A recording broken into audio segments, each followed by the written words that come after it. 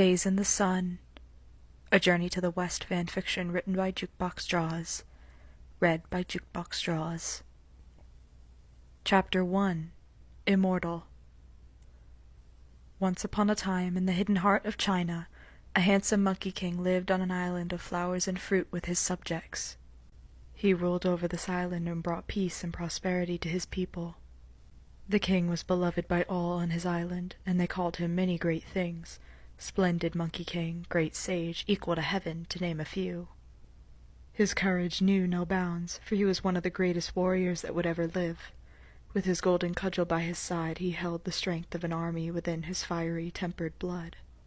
Though he had accomplished nearly every impossible task set forth by the heavens, though he had everything his heart desired, the Monkey King was boastful, selfish, and unkind to the outside world beyond his island home. He had always viewed mankind with a disdainful distaste, as if the random fisherman passing by his island had somehow personally wronged him. Entertainment seemed to be humanity's only real purpose to the Monkey King, as chasing them away from his island made good sport, and their foolish mortal tendencies always left his sides aching with how much he laughed at them.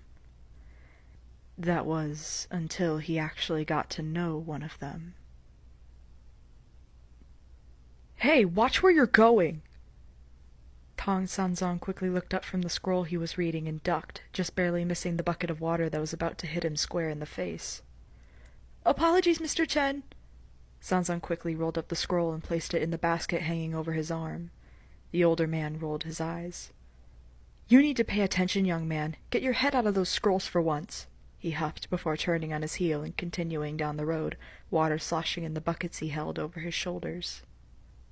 "Yes, sir," Sanzong muttered before continuing his way back to the monastery. "Good morning, Sanzong," Mrs. Liu called to the monk, waving him over to her shop, which was just opening for business. "Oh, good morning, Mrs. Liu." Sanzong smiled and bowed, sliding his hands into his sleeves.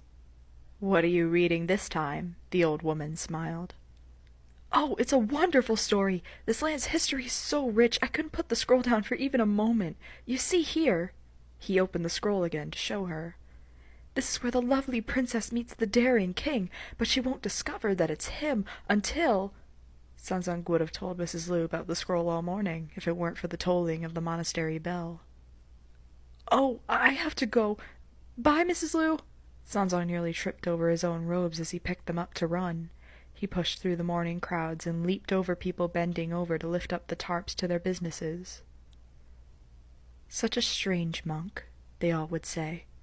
Indeed, that Tong monk was unlike any other man in that small village.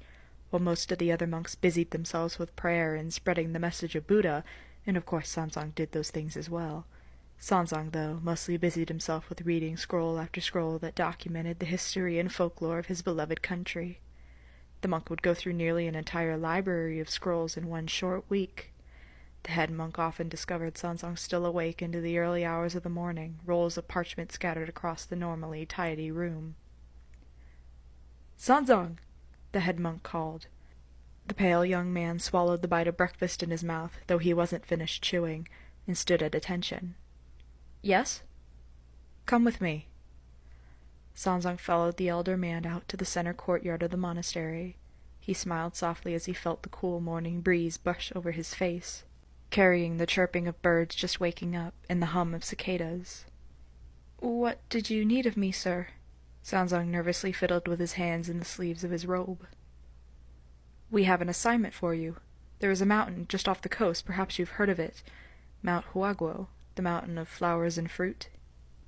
Indeed, Sanzong had heard of this mountain. He heard it held one of the most beautiful views in all of China, but he had also heard it was home to an immortal being. What kind he didn't know, but he had been curious. "Yes, I know the mountain. There's been some demonic activity in the area. Fishermen's boats have been pelted with rocks out of nowhere, trade routes being disturbed by hordes of monkeys." The man spat the word monkeys out onto the cobblestones. Sanzong raised an eyebrow. "Monkeys?" the monk inquired. "Yes, we need you to go to that island and see exactly what's going on. The attacks are too coordinated and targeted to be mere coincidence. Someone is commanding those monkeys." We believe that it's the immortal being that resides inside the mountain. Perhaps you could bring offerings to pacify him or perform a prayer. And so Sanzang packed a bag, food, scrolls, incense, everything he would need if this truly were a situation of demonic or celestial origin.